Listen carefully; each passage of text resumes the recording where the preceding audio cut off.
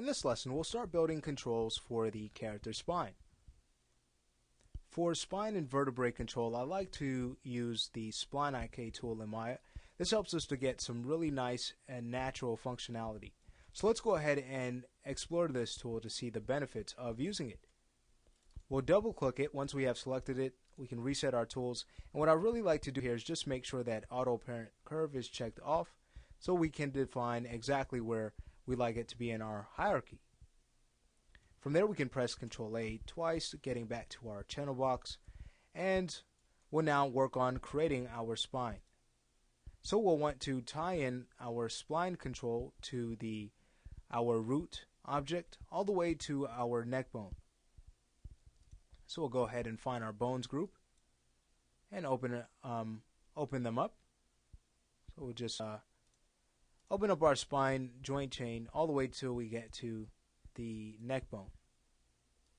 And now to tie this all together, with our Spline IK tool activated, we select our BN spine A, and then we control click our neck bone. And now they're tied together. Okay, great. So what we're left with is an IK handle, and we also have a curve. So for the IK handle, we'll label this SPIK for Spline IK underscore spine 01. For the curve, that's going to be CSPL for curved spline, followed by spine 01. And then we could take the Spline IK and add this to our control objects group, or excuse me, our Spline IK group.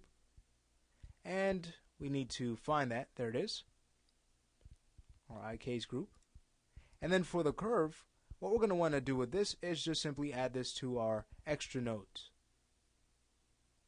Alrighty. So now that these objects have been made, we're ready to now work on creating clusters that we'll use to drive the spine. So they're going to be the foundation of our spine setup.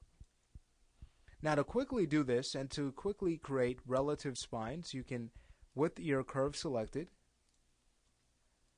go to the hotbox or go to your polygon, or excuse me, your basically surfaces menu or surfaces module, and then go down to edit curves, selection, and go to cluster curve.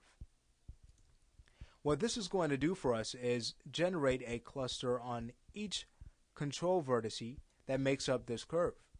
And this is exactly what we want. If we were to miss out on tying even one of those points to a cluster, we more than likely will not have our spine function the way we need it to. Alright, so now that we have created our clusters, we can go back to our animation module. Okay, we'll find our clusters. We'll work on renaming them. So starting from the bottom, this is going to be CL underscore SPA01. So that's cluster for the spine A. We'll copy that, paste it to the next, and that's going to be our B spine. The next is our C spine, and the next will be for the chest. Okay, great. So now that we have these, we did make a group for them, so let's make sure that they're going to be in that group.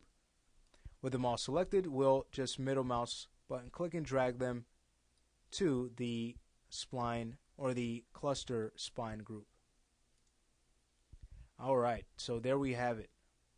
Now our next tasks are going to be to make sure we can control these clusters a little bit easier. We're not going to want to animate from the clusters alone.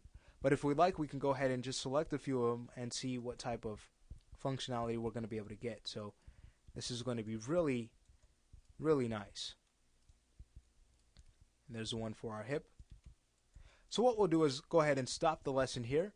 And in the next lesson, we're going to work on creating a few control objects for our hip and for our chest. And we'll also work on setting up our forward kinematic spline rig.